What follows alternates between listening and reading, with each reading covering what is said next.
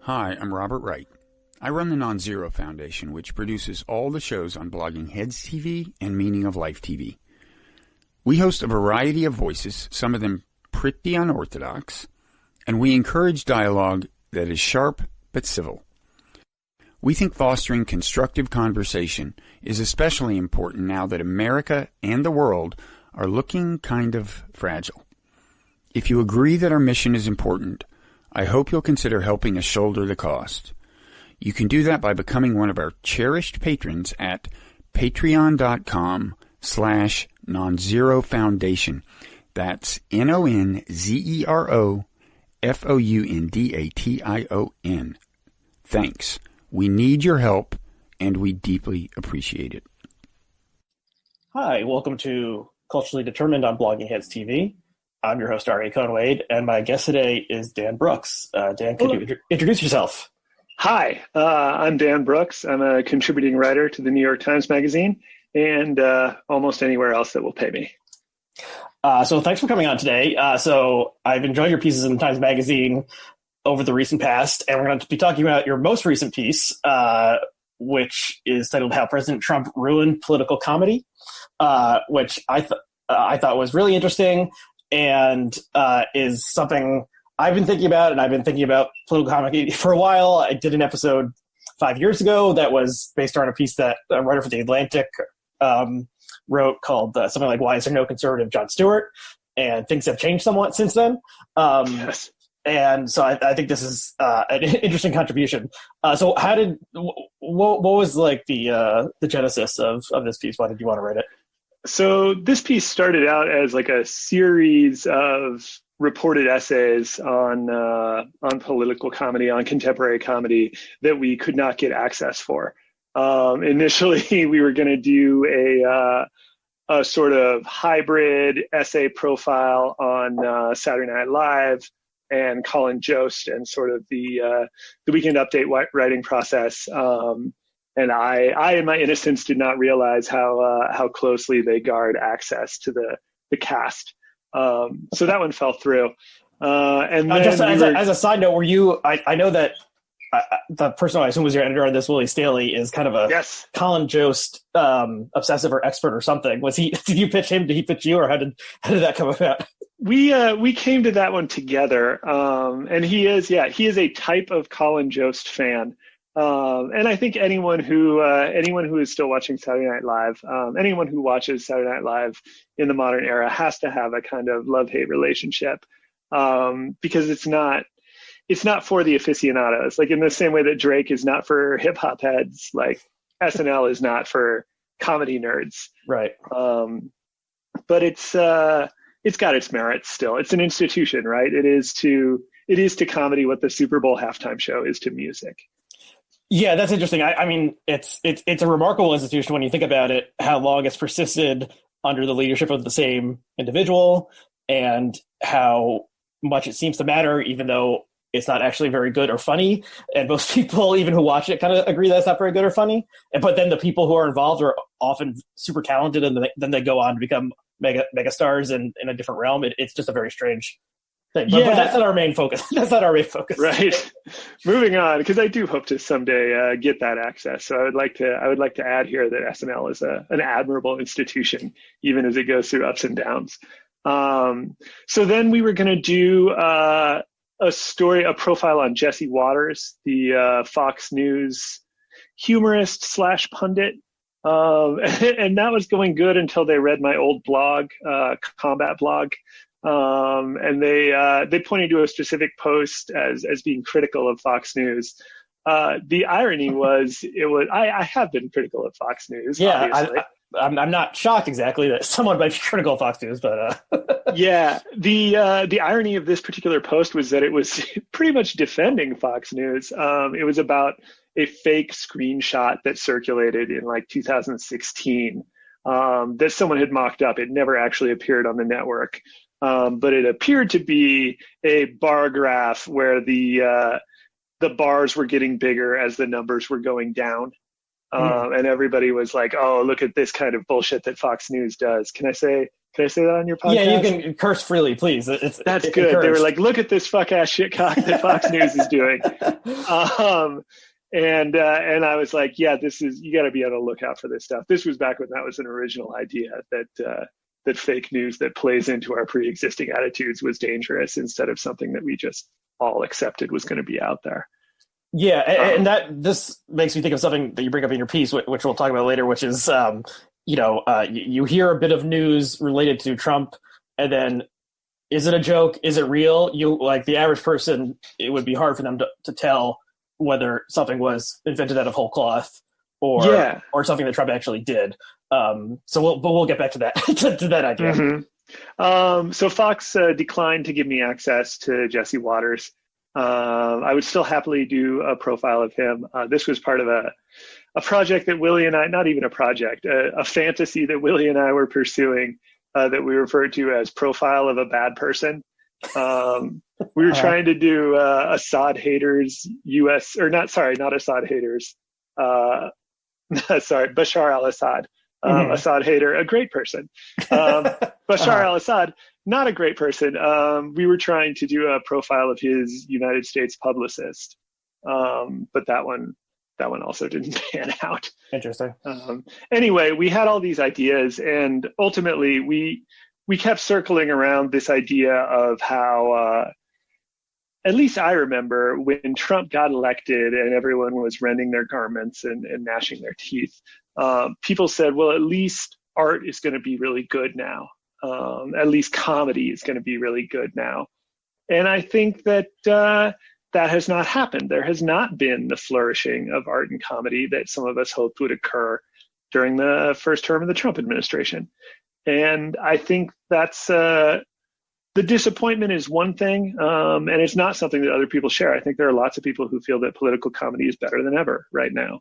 But I think the question of like, why has it not been this cudgel that we could use to beat down a uniquely risible president is a question worth considering. How come satire is not the force for political change that we all learned it would be in high school?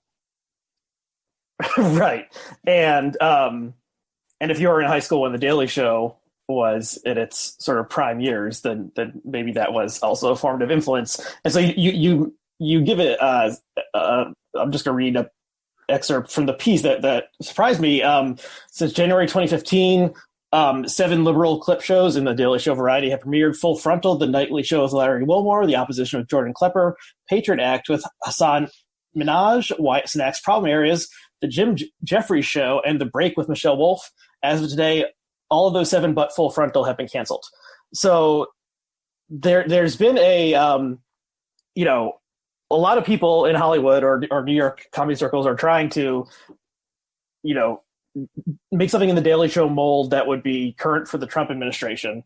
And except for Samantha Bee, who was on the Daily Show and did the spinoff before the 2016 election, I think, or maybe it started in 2016, but definitely before the election.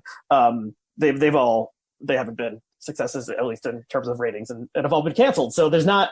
So is it spread too thin? Kind of like there's too many of these things, and they all competed against each other, and so none of them could succeed, or was there like some problem inherent to what they were trying to do that has made it so they didn't really work? I think that's a good question. And for reference, Sam B premiered in January 2016, or rather, Full Frontal premiered. Sam B had been on television forever at that point. I think one aspect of it that we shouldn't put aside so that we don't like overinterpret this phenomenon is like new shows are getting greenlit and produced and then canceled after a season all the time. So you could make the same argument about like single camera dramedies, right? Louis style shows, where there was like a big proliferation of them and then the boom sort of collapsed in on itself. And I think the fact that so many of them got started is a testament to people's belief that comedy would become like a very vital force during the Trump administration. I think a second aspect of it is like with the coalescence of what I call the hashtag resistance, the self-identified but not organized demographic that vehemently opposes Trump, and like expresses it through social media and also through media consumption, like through watching things like The Daily Show. I think the hashtag resistance was like a ready-made demographic that you could point to when you were pitching your show and say, these are the people that are going to watch it. And here's how we know there's a jillion of them. And I think that was very like convincing to the people who made the decisions to greenlight those shows. The third factor, and I think the one that I personally find most interesting, is like Trump looks like he should be a really good target for comedy, until you have to like sit down and actually think of some funny Trump jokes, and then you realize what a problem it is. It's like making fun of a clown. Like if you go to the beach and there's a guy wearing a clown suit and you kick sand on him, you do not look like the genius that you think you might be.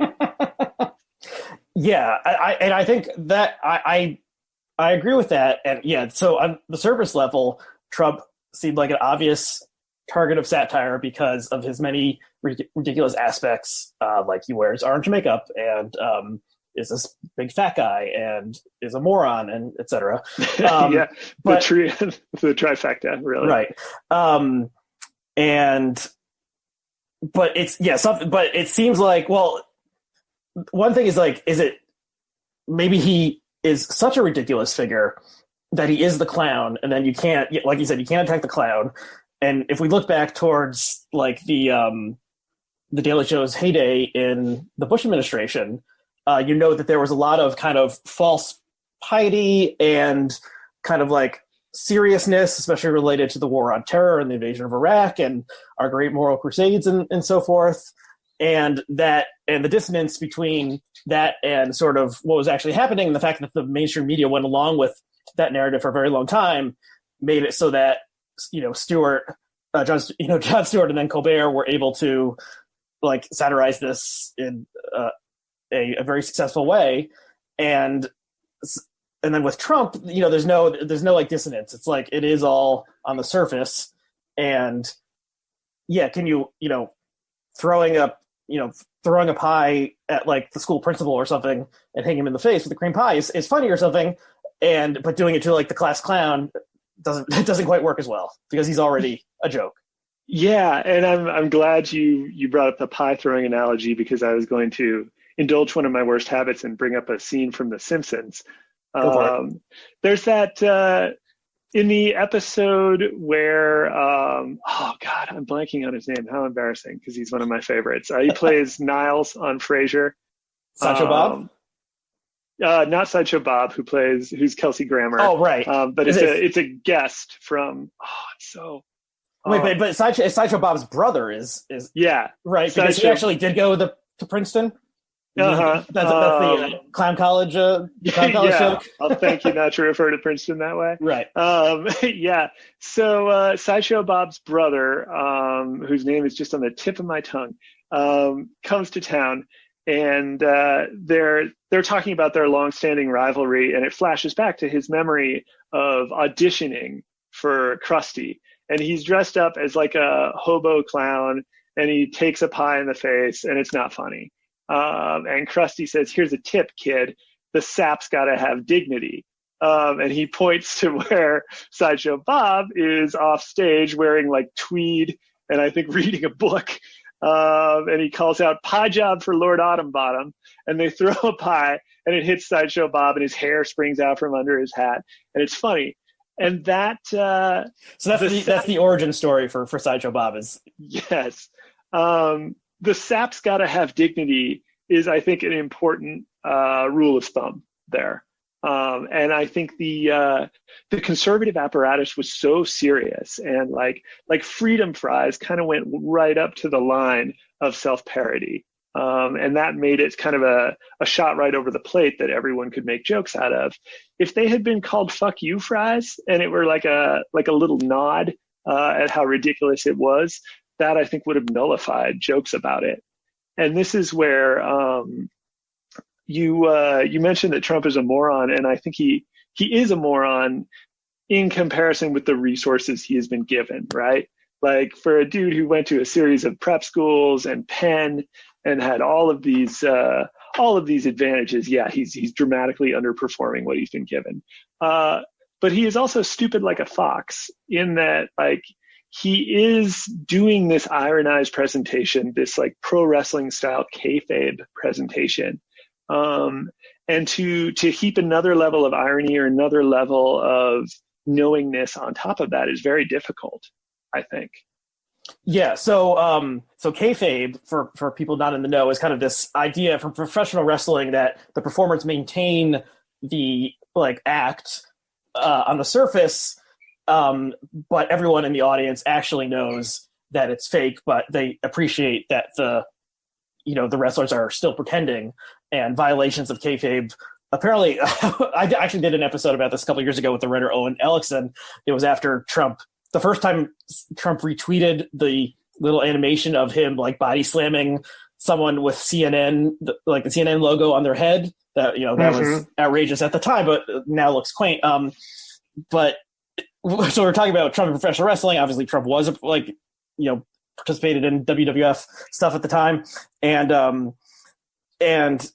yeah. So is it everyone knows? Like everyone's in on the joke, but you have to still maintain the surface level reality of it. And then reality TV, which obviously is how Trump really became a national figure, also has this, don't you know it's fake kind of thing. And like the viewers are in on the joke that there's different levels of reality operating here. So Trump does play with that in a very effective way. I still think he is a moron, but like he is, he's a creature of TV. He's very good at branding. I think branding is his real genius. And so he has been able to manipulate that in various ways that, in which the traditional Daily Show style joke doesn't quite fit. I mean, thinking back to, 2005 or something, Daily Show, they would play a clip from Fox News, and then it would cut back to Jon Stewart, and he would make a funny face.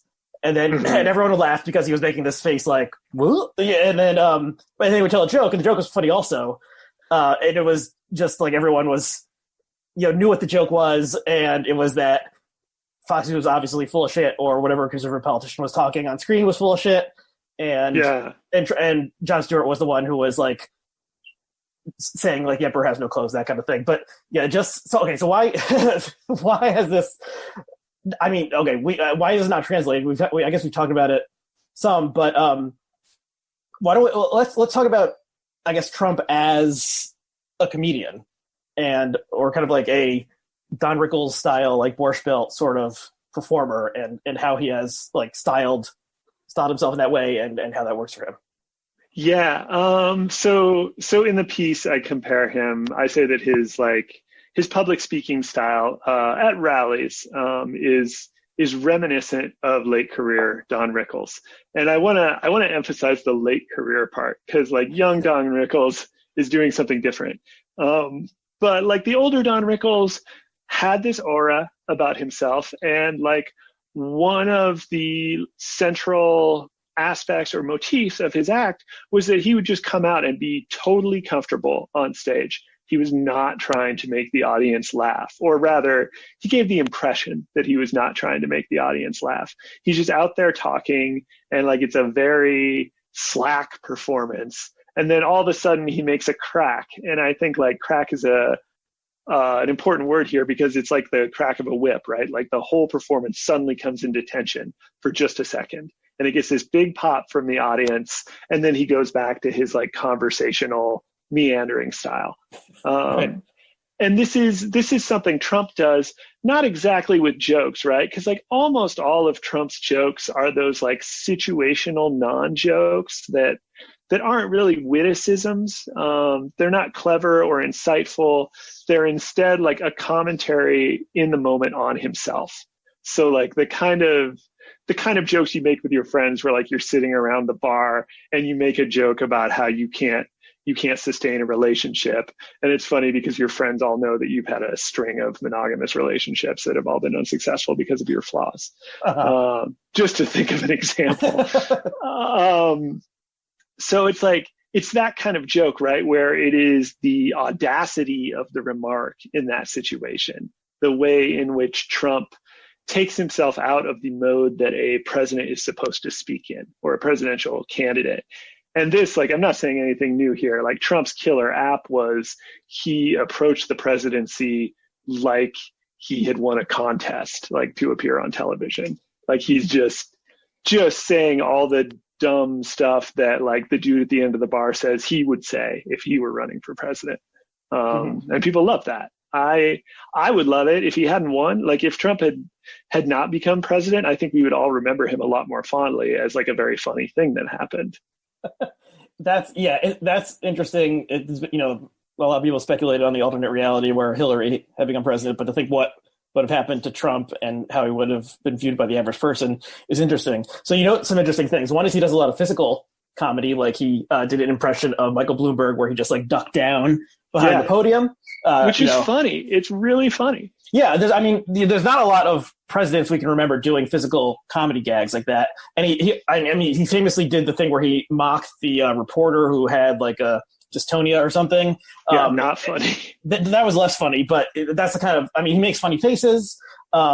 He definitely is, sort of like, he's not, like, staid. Like, in a previous episode, I was talking to a professor who studies performance studies, and he noted this moment in 2016 where Trump said something like, if I need to be, I can be presidential if I need to be. And then he started being like, I'm the president. And like everyone in the crowd was laughing because they're like, this is so funny that he'll, like, pretend to be serious and that'll be a joke. And another thing you note is that he rarely laughs. I can't really recall him laughing on on camera at any specific thing. So it's not like a stand-up comedian usually laughs at their own jokes. That's kind of seen as hacky or something. But it'd be interesting to look back at, like, the Comedy Central roast of him or something and see how he was reacting to the various insults that were sent his way. And I remember that, long after that happened, someone who was involved with the production said that Trump said they could make fun of anything about him, like the hair and the makeup and stuff, but they couldn't make fun of how much money he actually had. That was the one thing he wasn't going to allow.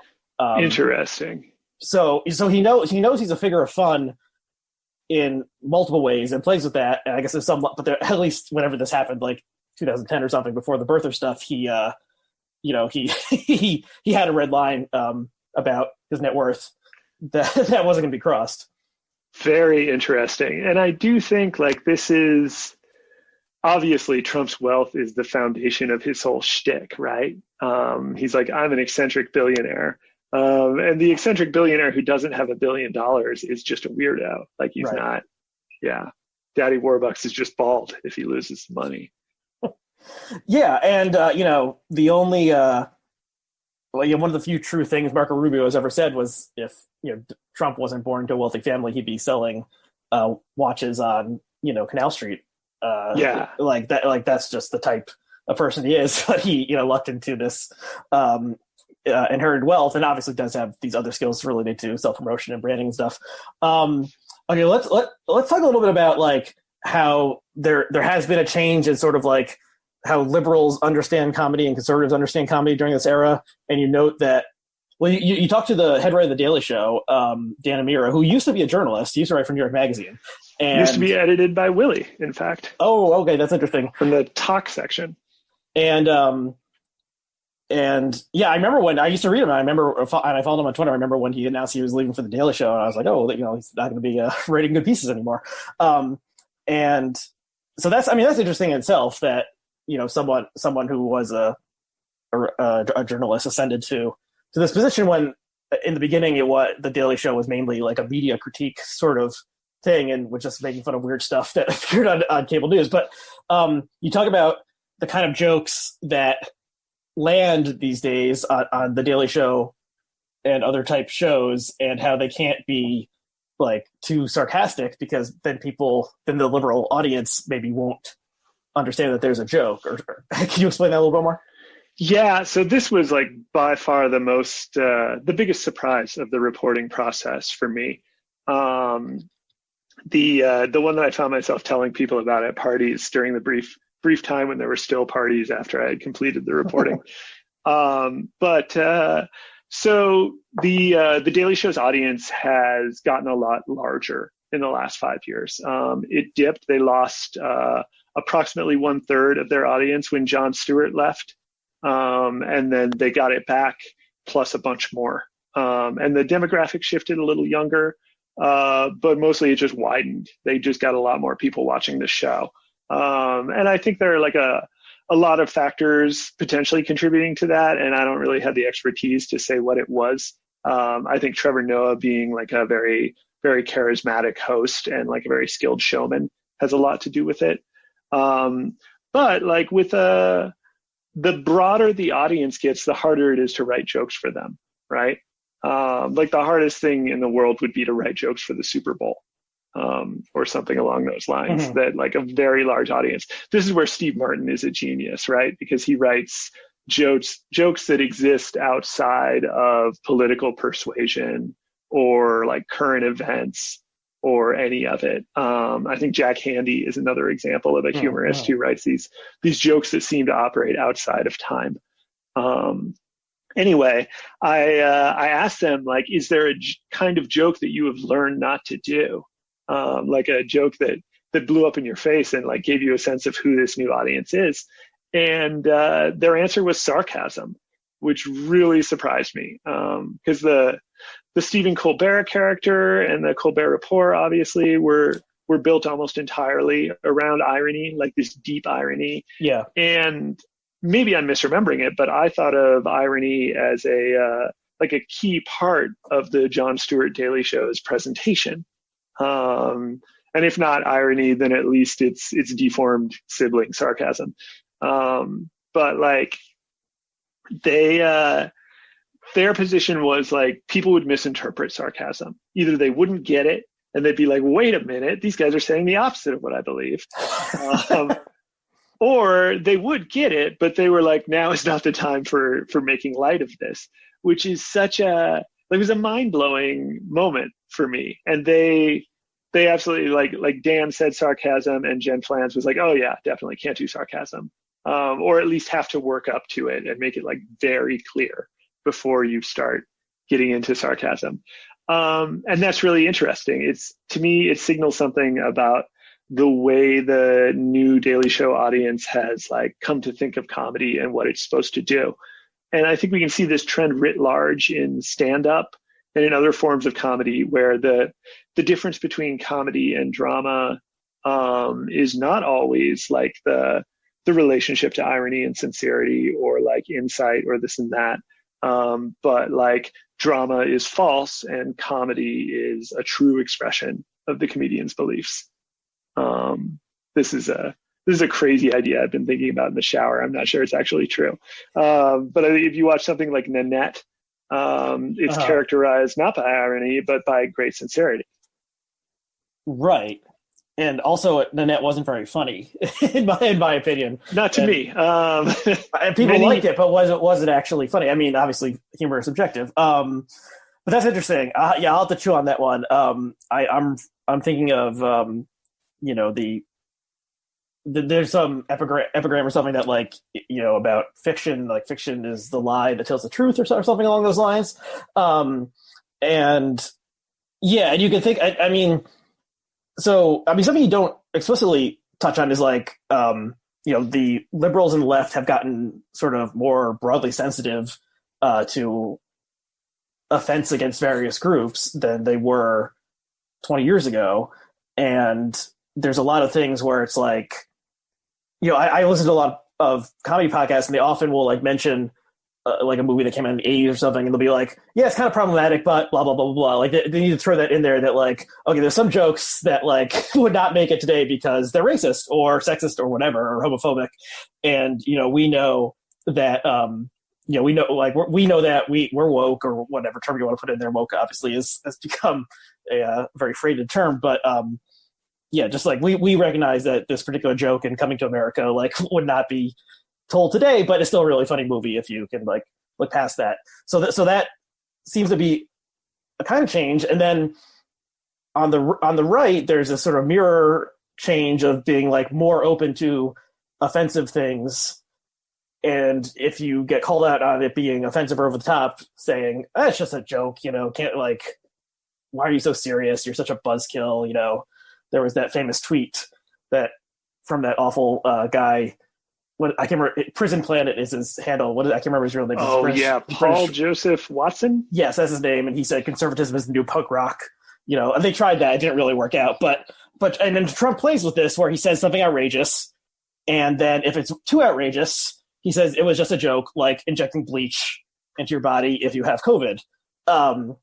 So I've talked for a while there. What would you say about that? Yeah, so this is in some ways a recreation of the dynamic that existed in the 90s, right? When the phrase political correctness first emerged, and it was a complete straw man at that time. Like it was, Bill Maher's original show was called Politically Incorrect. Yes. I always confuse it with the one he has now, which is a similar title. Real Time. That's right. Not as good a title. So Politically Incorrect. And he kind of he didn't get canceled directly for this, but he said something, the thing he said was that the, I guess Ari Fleischer or someone had said that the 9/11 hijackers are cowards.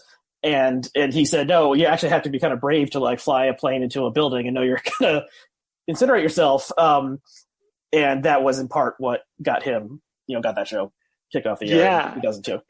And so first of all, you do not under any circumstances got to hand it to him.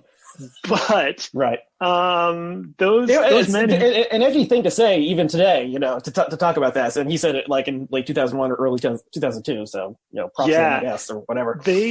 They did not. What they did was bad, and the cause that they supported by doing it was nearly as bad.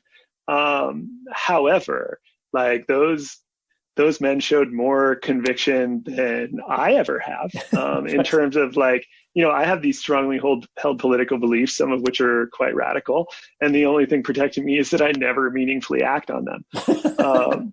But and that's a moment where Bill Maher told the truth and it hosed him. But that's thrilling, right? This is what we would all like to do. Those of us who are in the truth telling business. Yeah. Speaking truth to power is what the journalist considers the ultimate kind of act that they could do. Yeah. And the comedian too, in some ways. Yeah, it's one of the best things you can do. But one of the smartest things you can do is pretend to speak truth to power, speak a truth that we all actually agree with, but we still regard as forbidden or something frowned upon by power. I think I profiled Norm Macdonald for the magazine a few years ago. I read that. I forgot that you wrote that piece. Yeah, I very much like Norm's comedy. And talk about irony. I mean, yeah, he's an ironist. Yeah, him and Letterman might be the two most ironic, public figures of the past 50 years. Yeah, I love his act, and I really enjoyed talking with him and spending time with him. I think he's a great guy, and David Letterman described him as genuinely eccentric, and I think he is that too. But something he said that really stuck with me is it's not progressive to believe the stuff that we all believe now. The stuff that we consider progressive, the stuff that we call progressive today, was meaningfully progressive in the 80s, but is now a consensus or a near consensus position. Once 40% of the population believes it, it's not necessarily progressive. And I think there is a thick middle area for pretending that what you're saying is subversive, pretending that it's a righteous declaration of truth in the face of power, but in fact, you're echoing a popular sentiment. And that this is a very robust American form of kitsch.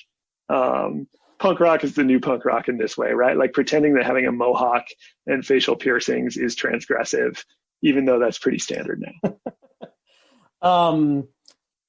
So yeah, and so some people who have kind of taken up this banner are Jesse Waters, as you mentioned, who's this Fox News guy. He used to be wasn't he on O'Reilly? He was the lighter side of Bill O'Reilly back in the day. He did like man on the street interviews called Water's World. Yes, and Water's then it became World. a whole show called Water's World where they don't do too many man on the street interviews anymore. Yeah, probably people would spit on him if they saw him on the street. Times have changed. And then Milo Yiannopoulos is another, and then this guy Steven Crowder, who's more of a YouTube online guy. And if you haven't heard his name, you've probably seen this meme that he inadvertently created where he's sitting at a folding table outside on the college campus, and it says like, convince me I'm wrong or change my mind or something. Change my mind, yeah. So yeah, his shtick, at least at first, was sort of, going to college campuses and like arguing with 19-year-old girls with green hair about intersectionality or something like that, and embarrassing them. So it's interesting. So looking back on that, 5 years ago, where's the conservative Jon Stewart? And at the time, there were some attempts to create basically a conservative clone of The Daily Show. There was one called The 30-Minute Hour or something like that was on Fox, but was canceled very quickly and was total crap. And they just, so that format of like mocking, a host sitting at a desk and they're pretending to be an anchor or something, that didn't seem to work from the conservative perspective. But then these other people have achieved some measure of success, although Yiannopoulos flamed out. No pun intended, by joking about pedophilia or something like that. That was finally a bridge too far. And his star has faded since then. But Waters is a co-host on The Five, this 5 o'clock p.m. Fox News show. And Crowder, I assume, is making a good living off of Patreon and YouTube ads and stuff like that. So that what can you see what these people are doing differently than what conservatives are trying to do? 5 or 10 years ago? It's a spectrum. I think that Crowder, at one point this was going to be a Steven Crowder profile too. Oh, really? Crowder did not. It seems like his staff is in the midst of a long-running dispute about who their media contact is, like just who they're actually in charge of. And I communicated with their lawyer for a while, and then he dropped it too eventually. I don't think they wanted to talk to the Times. Let me just a quick side note. I think I may have mentioned this on the show before, but a couple months ago, I got an email from the publicist for Dave Rubin asking if I wanted to have him on my podcast because he had a new book coming out. And I said, sure, but I replied to the publicist, sure, but I should tell you that he blocked me on Twitter after I called him an idiot. And I didn't hear back from that. So bad publicist. He should have tried to bring you back. Yeah, they didn't want that, but he is. I mean, he's another of this type, and he was like a comedian originally, or claimed to be a comedian or something, a stand-up, and then he transitioned into doing these like long-form interviews with, Milo and other types, and I don't know, race realists or other like online weirdos. Yeah, my without slandering Steven Crowder and like pretending to understand his motivations in a way that I simply cannot, I find his show to be genuinely racist. They are obsessed with these sort of identity categories like race and sexual orientation, and they really enjoy tweaking them, like sort of in the name of tweaking political correctness. But in my opinion, the jokes are only funny if you find people of other races inherently funny.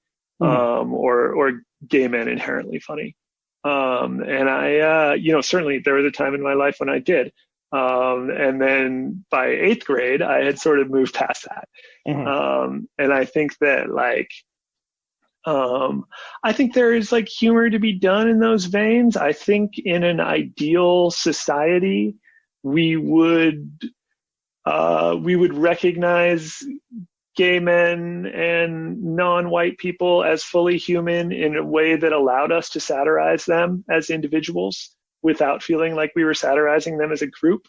But that is not the world that we live in. And I don't think it's a good idea for a straight white man like Steven Crowder to base so much of his comedy around doing a Chinese voice or doing a gay voice. Like at a certain point, Occam's razor suggests that it's not that you're doing like a deeply ironized indictment of a society that is too concerned with identity category. It seems more likely that you're just kind of racist. Yeah, but so I actually I've seen Crowder on Twitter, and I maybe I've seen just short clips. I've never seen an extended version of him. I mean, is it akin to sort of like an '80s comedian like Andrew Dice Clay? Like it's just saying things that everyone kind of agrees is offensive, and then they're laughing anyway. That sort of thing, or so like Andrew Dice Clay, I understood as doing a character in a way that Crowder isn't quite. An example that I cited in the Times piece is the Kevin Ip bit. This was in like April, Nike announced that it was closing American retail stores due to coronavirus, but it did not close stores in China. And like Steven and his various co-hosts like talked about this for a while, and then they did like a Jerky Boys style call-in gag, a crank call gag, where he called Nike customer service, claiming to be a man named Kevin Ip, who identified himself as Chinese, and then like sort of excoriated customer service about how it was racist to do this. And the voice is just like, I wouldn't do that voice. I don't think, even if I thought I had like a spot on Chinese accent that I had like pieced together, I wouldn't do it. But like his was I forget which Crank movie has the secondary character who's like an Asian woman and she has really long nails and she's just like, it's a very offensive character. It sounded like he was doing an impression of that lady. It's just a real, and he committed to it. I'll give him that. He does like commit to the performance. But it's horrible. Like it's not very funny. And like I don't know, if I were Chinese, it would probably make me mad instead of sad. Mm-hmm. But he does a lot of that. He did a sketch called My Little Tupac, where it was like My Little Pony dolls, but they had been painted brown. And then it was like two white people playing with the dolls, but they were wearing like do-rags and like grills. And like, that doesn't even track. Like, it's not like kids who played with My Little Pony dressed up as ponies. It's a whole thing. And Tupac has allegedly been dead for 25 years. So, that's not the most current reference. Maybe that's the first. I would say too soon. Yeah, first black person's name you thought of or something. But okay, so he does broad racial humor that maybe would have flown on like Morning Zoo Crew kind of stuff in the 80s or 90s. And there's not. Isn't he Canadian also? Yeah, I believe so. It's always interesting to me when there's people who, are in another country and then like get themselves deeply involved in our country's politics, even though they're still in that other country. Like one of these people is, I only learned recently, this strange online person, Ian Miles Chong or Chiong. Yeah, deeply strange person. He lives in Malaysia. He's never lived in the United States, but comments constantly. He's a conservative, kind of came up through like the Gamergate stuff.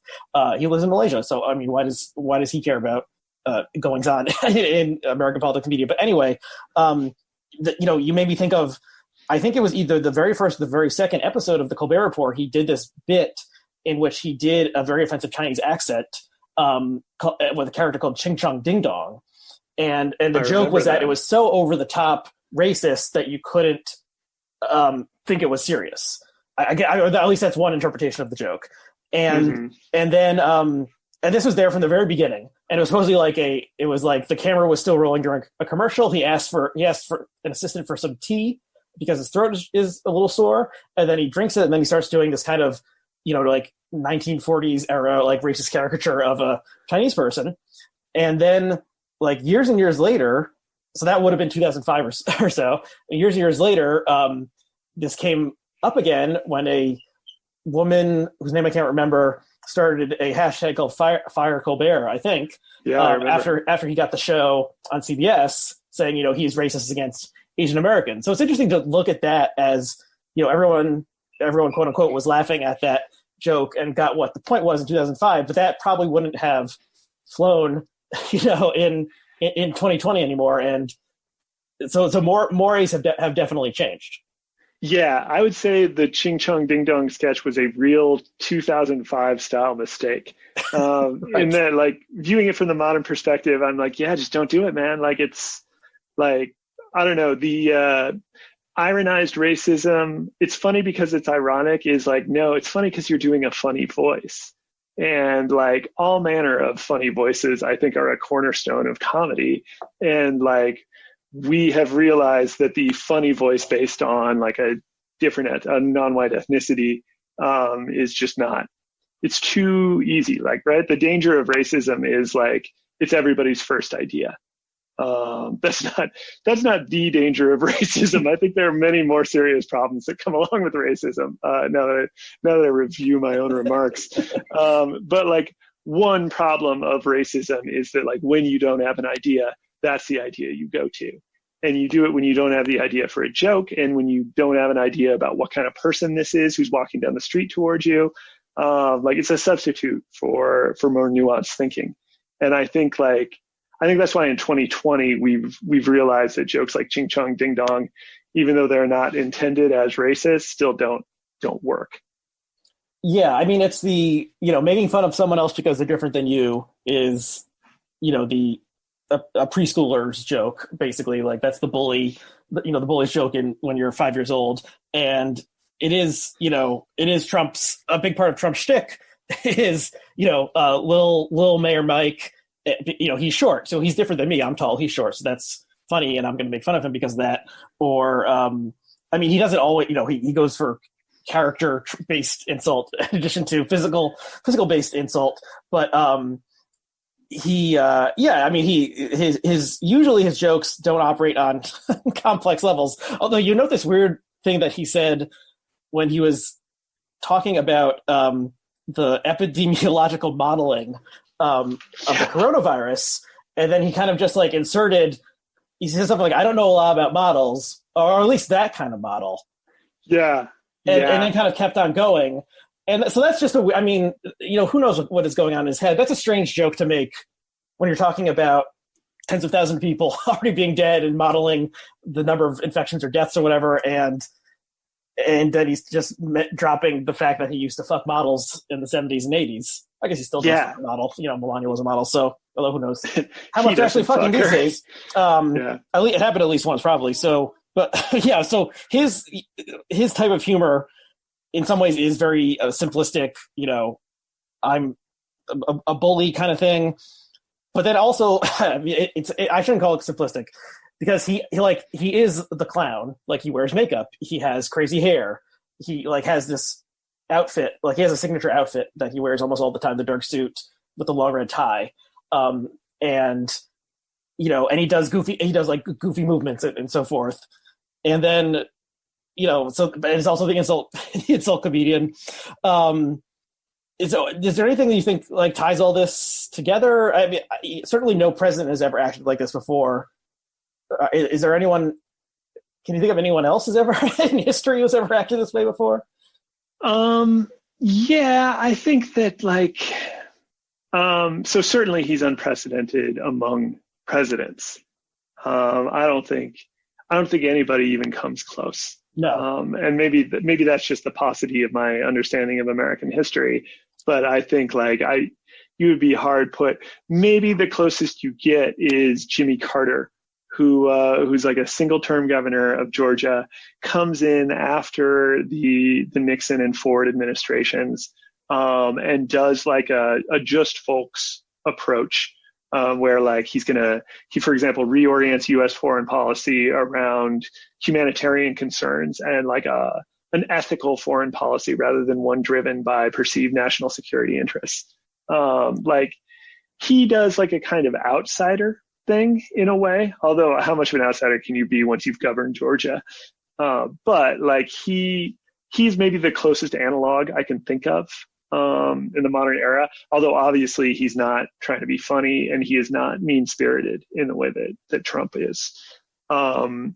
But I think your assessment of that Trump is a clown in the classical sense, I think is pretty insightful, because he does the clown dresses up like that for a reason, right? He's not a moron. It's not like he thinks this is a cool way to dress, but by sort of embodying it, by embodying comedy, by putting it on the same way the jester puts on the cap with the bells on it, he sort of creates this this idea where like funny is everything outside of me.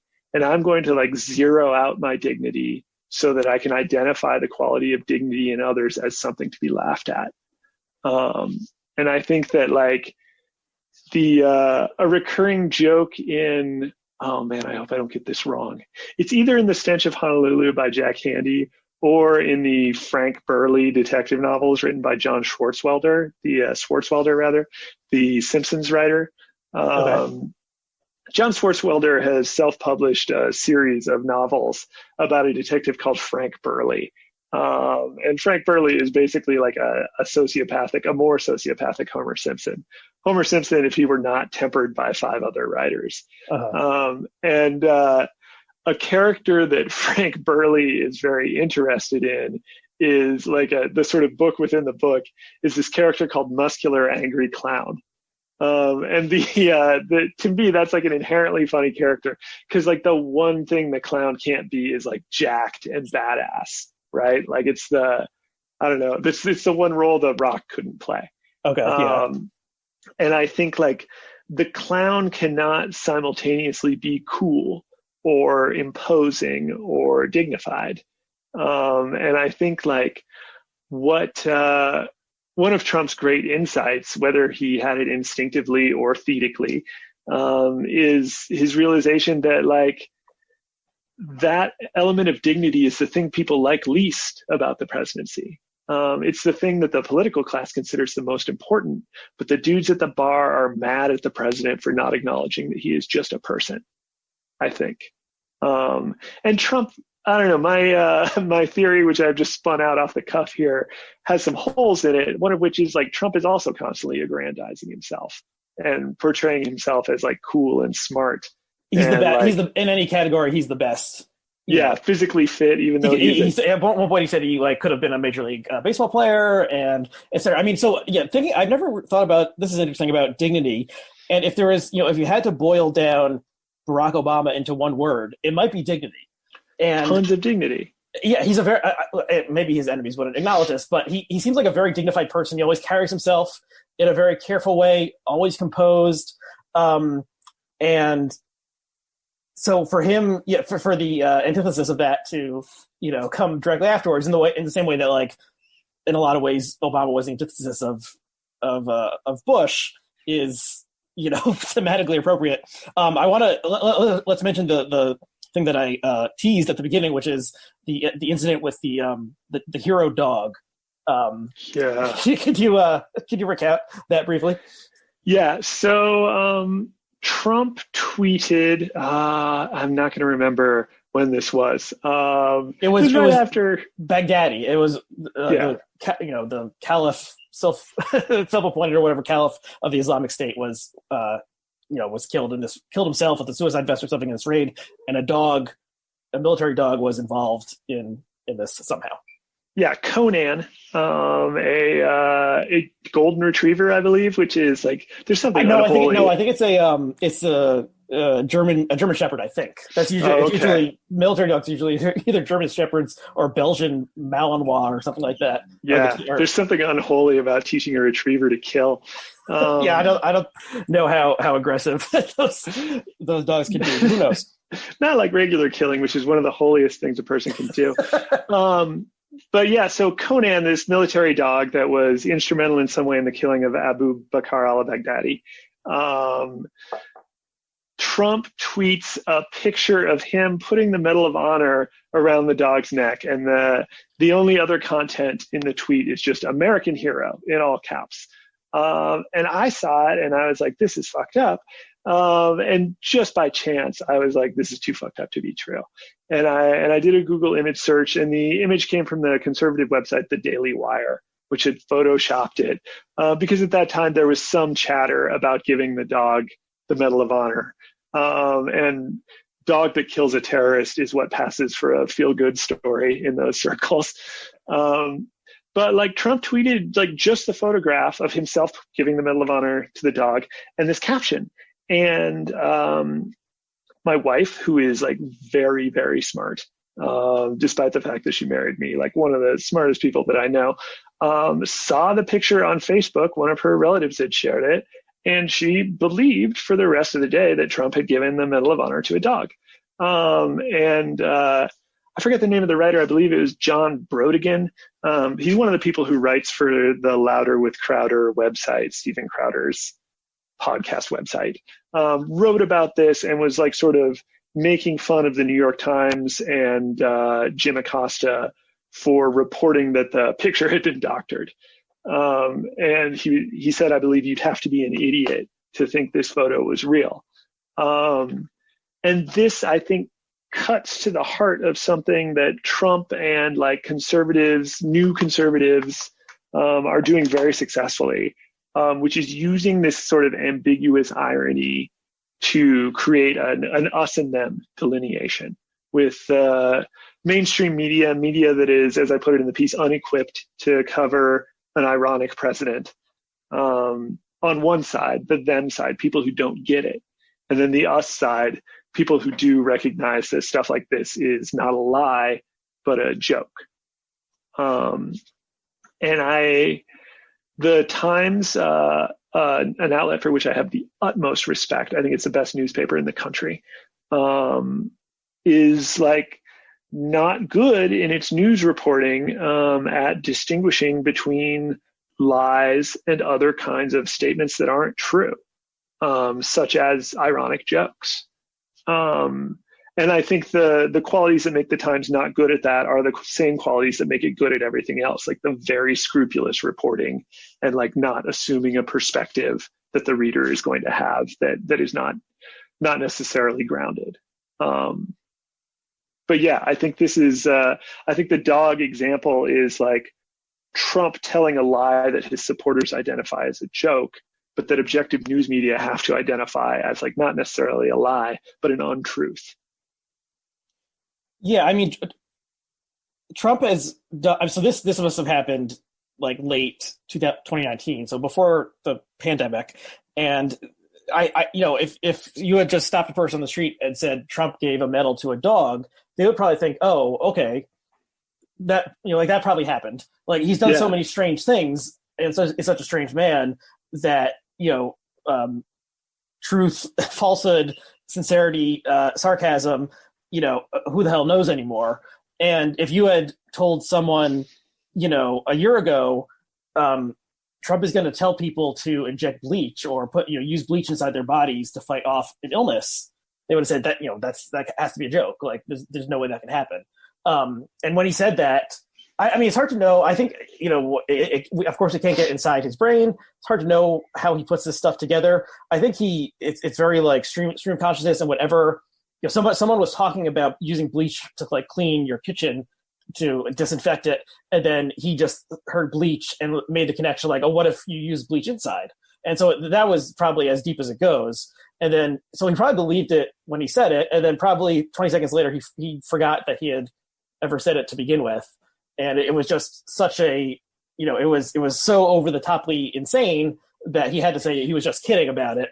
And I don't know what his supporters exactly thought was really happening in that moment, whether it was a joke or he is a crazy person or what. But there's been, the thing where he's, that picture where they got the spread of the fast food to feed like the winning AFC team or no, it was a college team, wasn't it? The college champions of basketball or football or something. And, he looks happier than he's ever been. And he's standing in front of the porch of Lincoln, and there's a bunch of Big Macs and stuff spread out before him. That, if you had shown that to someone 10 years ago, they would be like, wow, that's a good Photoshop. Like, this is what a silly thing that's happening here. Yeah. But like, it really did happen. So I think this like matrix, this sort of like miasma of general, like, they're not lies and but they're not true. Is a maddening place for most of us to operate, but is a great place to operate if you're a fucking liar. And like, in addition to being an ironist and like all these other things, my impression of the president is that he is a liar. He is a recognizable type of rich guy. If you have ever worked with people in that like social stratum, he's definitely a type. And I think that like he's a bullshit artist, in the sense of, I don't know, remember, I think Harry G. Frankfurt was the name of the professor. Yes. Wrote that book Bullshit. on bullshit. Yeah. A book that seemed like the most important thing to happen in 2008. But in many ways ahead of his time. And I think like Trump is a bullshitter, in that sense of the term, right? The bullshitter, as if I read this, it's this little book. It's really like an essay, and as I recall, it was the bullshitter doesn't care about truth or lies. The liar cares about truth because they're going against the truth. The bullshitter is just saying whatever they need to say in that moment, and truth or falsehood doesn't matter to them. And that seems to describe Trump to a T. Is he doesn't care whether something is true or not. It's just whatever he needs to say in the moment, or whatever gets him to the next day. That's what he's got to do, and. He definitely lives in the moment in a lot of ways. That maybe is an admirable way to live.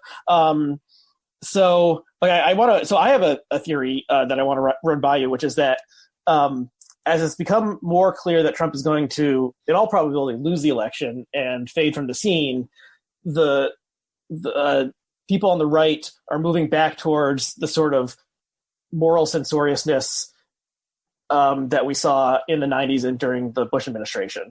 And what I've seen this in little ways, but the thing that's the most visible one was this movie Cuties that aired on Netflix, and is a French film that involves preteen girls dancing in, I guess, lascivious ways. I haven't actually seen it, but for some reason this really made some group of people go crazy, and they said it was, pornography, pedophilic pornography. A county in Texas indicted Netflix and I think the director recently. This just happened within the past couple of days for distribution of pornography for this movie that won a prize at Sundance. And Ted Cruz sent a letter to the Justice Department saying there should be an investigation about this. And then this is kind of parallel or tied in a loose way to QAnon.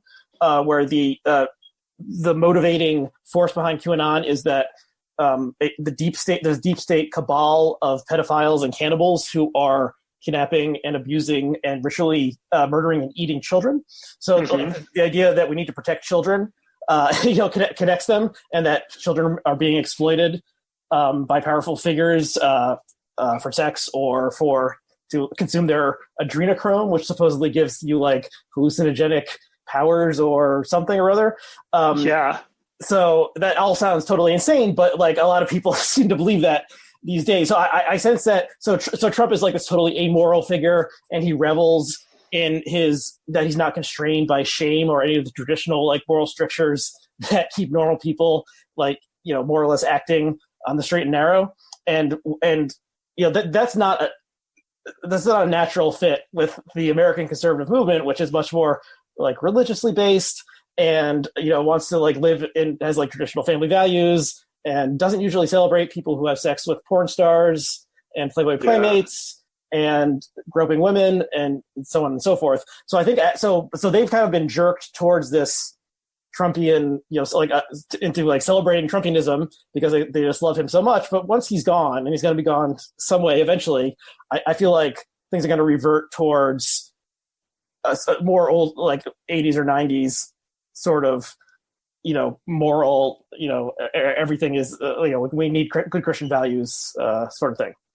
I think you're onto something there. I have certainly in my lifetime, people have gotten more worked up about pedophilia, and this process. It's not like people were fine with it before, but the pedophile as the central figure in conspiracies like QAnon and its progenitor, Pizzagate, I think reflects. So my theory, I love unfalsifiable theories. I don't know if you noticed this, but my theory is pedophilia is one of those things that everybody can agree on. And it's also a type of crime or a type of transgression that it's very difficult to empathize with. In that, when I hear about somebody who killed somebody, I'm like, man, murder is wrong. Don't do murder. But also, I've been very angry at someone and wanted to hurt them. And I can make the connection, right, between that moment of rage and shooting a guy because I came home and I found him in bed with my wife or something like that. It's a crime you can relate to, and most crimes are like that. But I've never been so angry that I was sexually attracted to a child. Like it's a completely. I mean, the fact that cannibalism is tied into QAnon pedophilia and cannibalism maybe are the two big, or incest maybe would be the trifecta, the big ones that sort of, almost every human society would caution against. Frowned upon. It's a bad look. I think you're right that the ascendance of Trump has forced a large part of the Republican base into this moral gray area. And I think you've seen that in like professional, like lifelong politicians who ultimately just got on board with Trump because what he was doing was working and it meant power for the Republican Party. I think Ted Cruz is a shining example of that. Yeah. Trump personally insulted his wife. And yet he called his wife ugly, or at least heavily implied in a tweet that his wife was ugly. And also said that his father was involved in the assassination of John F. Kennedy, which is a pretty wild thing to say. Yeah, like he was trying to provoke Ted Cruz. And at the end of the day, Ted Cruz got on board. He hopped on the Trump train because it's a train that goes to power and to a lesser extent wealth. And I think that a lot of, I can't speak for evangelicals. I'm not an evangelical Christian myself. But I think a lot of those evangelicals who considered themselves values voters had to swallow a pretty big pill to get behind Donald Trump, who is not a values president, not a values person. And I think the righteous condemnation of pedophilia, the association of pedophilia with Democrats, so that the choice becomes not between your principles and Donald Trump, but between Donald Trump and pedophilia. Cannibalistic pedophilia. Yeah, this is not your normal. This is not your normal everyday pedophilia. And what's strange is that there actually was a case of a very wealthy and influential man who was a pedophile or a pubophile, whatever the hell, was having sex with teenage girls against their will, seemingly, and it happened to be very good friends with Donald Trump and Bill Clinton. So that's strange, and it was kind of going on more kind of out in the open, but I guess it was it was elite people and rich people and Steve Pinker and Matt Groening apparently took it. Did you know that he took a ride on the Lolita Express and someone? I wish I did not know that. Yes, this is something that the Doughboys podcast they mention very often. That Groening was rode at least one time on Epstein's jet, and a young-looking woman gave him a foot massage while he was on that flight. So plenty of rich and influential people were kind of turning a blind eye or whatever to what was happening with Epstein, and plenty of people were fine with it. And then I don't know how the QAnon people reconcile the Epstein stuff he didn't with their crazy world.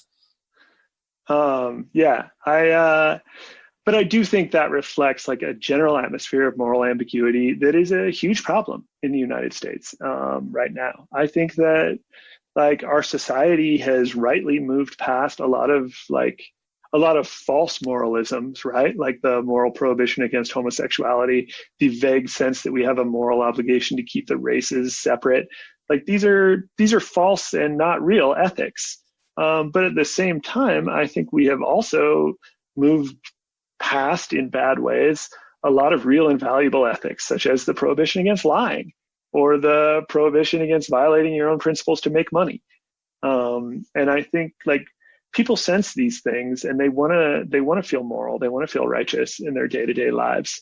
And believing that going on Facebook and wasting hours a day is a way to resist a global cabal of cannibalistic pedophiles is, not a healthy coping mechanism, but probably a coping mechanism of some kind. Right. Or, the first part of that sentence could have gone on to being the people who are, liking and retweeting anti-Trump memes or something and feel like they are accomplishing something in the real world through online tribalistic behavior.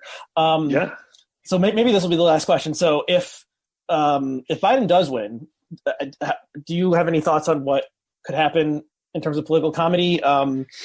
Will the I feel like the essential message of the Biden campaign is a return to normalcy, like an end to the craziness, like things will kind of be boring again, and the figure, like the people who created the like crazy Uncle Joe stereotype about Biden at the Onion, like I've since said they regret it because it made him seem much more likable than he actually is. But yeah, I mean, just the fact that he's old is obviously like, is an obvious thing you can make fun of someone. I think we still kind of agree it's okay to make fun of someone for being old. I noticed I noted on Twitter just a couple days ago that in 1996, the joke about Bob Dole was that he was very, very old, and he's still alive. And in fact, he was younger then than Trump and Biden are now. But that was he's old and boring was essentially the take on Bob Dole. But anyway, what do you have an idea of where all these things will go if there is a Biden presidency? So first of all, I want to interject my own unfounded viewpoint here and say that like there's no such thing as a return to normalcy. The Trump did not like burst out of the head of Zeus. Like the conditions of 2015 that allowed him to become president were not, maybe they were normal, but they weren't good. I mean, the fact that he won shows that there was something underneath the surface that was much worse than the average, good liberal understood what was happening. Yeah, I think Trump is a symptom, not a disease, or not the disease. And I think like you do want to treat the symptoms, and it's a lot better to have Joe Biden in office than to have Donald Trump, from my perspective, at least. But I think the idea that what this country wants is to go back to 2015 is perhaps misplaced.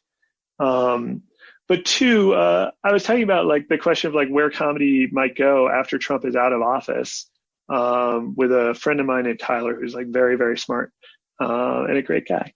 And boy, can he can drink. Anyway, he and I speculated that maybe comedy would become sort of resolutely apolitical, that there would be a turning away from politics in comedy. And if you talk to comedy nerds right now, like comedians themselves and like people who consume way too much comedy, my sense of the temperature of that group is they would like to spend a little time with the joke for joke's sake. I think that's why I Think You Should Leave was so popular.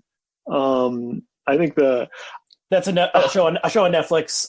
What is his last name? Tim Robinson, I believe. Tim Robinson. It's very, very strange, absurdist sketch comedy. I liked it a lot. It's very funny.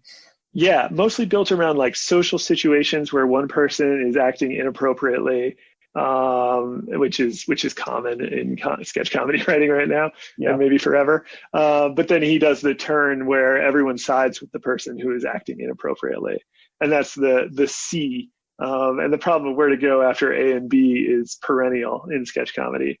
But anyway, so the hot dog suit sketch is genius. I love that sketch. I think it's really funny. Mm-hmm. And I also like the sketch where the women are having brunch and one of them doesn't know how to use Instagram, and is insulting her friends, but not in a fun, friendly way. Right. I think that's really funny. Overall, the show is not to my taste. I think parts of it were good, or rather I liked it, but I didn't like it as much as everyone else seemed to. Yeah. And a lot of Twitter funny people went totally crazy for the show, and a lot of parts of it became memes. I mean, the hot dog thing has become a meme a lot, and especially with like Trump getting COVID, I saw mashups of that. And so with that, just the brief background with that, someone, crashes like the Oscar Mayer Wienermobile into a storefront. And then in the aftermath, they're saying like, who did this? And there's Tim Robinson wearing a full hot dog suit. And he's like, I don't know who could have done this. Yeah. And we got to catch the guy who did this. Yeah. But I think one reason people responded to that show so positively is because like it existed out of time, right? I guess stuff like the Instagram, that was timely, but it was not about politics, and it did not, it expressed a sensibility, but it did not express a viewpoint. And like, in other words, it was aesthetic. It was not political. Mm-hmm. And for me personally, this is a luxury of the white man, right? I want everything to stop being so political because like everything is fucking fine for me. I can hail a cab or like get a seat at a restaurant, no problem. So I want to administer a grain of salt with this idea, but like I love the joke for joke's sake. I love the aesthetics of comedy. It's one of the reasons I like guys like Jack Handey and Norm Macdonald and Sarah Silverman, although Sarah Silverman has also like shifted pretty hard in the direction of just political content in the last few years. But like I love those classical jokes, and I think comedy is great because humor or funniness is an aesthetic effect that is unfalsifiable. Like two things that you can't fake: reportage, like new information you've discovered that other people don't know and you're publishing, and humor. You can fake a profound tone or like a righteous tone, but it's much more difficult to fake a joke. It's either funny or it's not. And you know, de gustibus non disputandum or whatever. I did not take Latin, but like you can't objectively say what's funny and what's not, but you also can't lie to yourself about what you find funny and what you don't. Yeah, I mean, a laugh is an involuntary gesture in a lot of ways. It's like a physical gesture that bursts out of you, and so it's kind of violent in a way. It's like eruption, you know. And you know, it's been well noted that there's all these the language used around comedy is often very violent, like I killed out there, or you know, I slayed him, or the audience was dead that night, or you know, something like that. There seems to be something there. I mean, I think like, you know, there is, so, you know, political comedy is like put on a pedestal or something. It's like, you know, refined, and, you know, George Will or maybe does it or something, or the Capitol Steps or something. But also like there's something sort of cheap about it, because at least in our highly tribalized society, like the audience is already on your side. And so they're primed to sort of laugh in agreement with what you're saying. Whereas if you're telling jokes about, you know, like Sarah Silverman has a very funny joke about squirrels and trees, and like if you know, that is harder to construct, I think, and shows more like inherent joke building skill if you're telling very funny jokes about things that are so, you know, so commonplace, as opposed to like making fun of you know, the orange buffoon, as one of the Doughboys hosts refers to him often. Yeah, so there's just a lot of like rah-rah from my own side in right now in the political comedy world. And yeah, so hopefully, I mean, I think, yeah, we're not going to return to normalcy. Maybe we can, before the pandemic, maybe it's possible to imagine return to normalcy. Things are not going to be normal like in the foreseeable future. But I think, I kind of think the inherent promise of the Biden administration is like things will be boring again. Biden himself is a boring person, and you're not going to have to be constantly worrying about what crazy thing is going to drop next, because the boring adults are going to be back in charge. Whether that's true or not, you know, we'll have to see. But I think that is sort of the implicit, like, put the adults back in charge. You know, we gave the class clown the chance to do it, and he really fucked it up. So time for the adults to come back in. Yeah, and I think I'm a politically engaged person, but I would love to worry less about politics. And again, I think this is the attitude of privilege, right? Like, you don't need politics if things are going fine. But like, things are going fine for me. And like, I would like Trump to stop actively making me worry about things going suddenly real bad. And I think that like Joe Biden was not my first choice for Democratic nominee. My politics are probably unrealistically left. But I'll take that, but I would like to get to like moving forward again, a politics based on opportunity rather than crisis. The idea that like, hey, we're alive now. Gerontocracy is in full force at this point, but 10 years from now, the power dynamic is going to shift a little bit. And like, what are we going to do with that moment when you and I are, I mean, I guess 10 years from now, you'll be what, 36? And I will be 110. But like, we will have that moment. And I hope that in that moment, we do not try to return to something, but instead like lunge forward and grab something. I think that would be cool. Well, that's an optimistic note So why don't we end it there? So where can people, if people want to follow your work, where can they do so? So I'm on Twitter, which is the opposite of work, at Danger Brooks. Dan Brooks is an extremely common name. I am not the Dan Brooks who writes Star Wars stuff. I'm sure that guy is great, but he's not me. I am Danger Brooks. Let's see what's on tap right now. Oh, I wrote a novel about a space monster that nobody wants to buy, but hopefully I will find someone to do that. And then I have a website. It's bydanbrooks.com, and there you can see other things that I have written. It's basically just clippings and stuff. You can also get in touch with me through there. You can hire me for weird commercial copywriting, which is a substantial portion of my day. And I think you can see a funny picture from my wedding. So yeah, bydanbrooks.com. Check it out. That seems like a good enough reason for people to go over there. And I'm on Twitter at RASW, so you can follow me there. And so Dan, this was elucidating and interesting. I hope our viewers and listeners enjoyed it also. So thanks for coming on, and we'll see you again next time. My pleasure, man. Thanks for having me.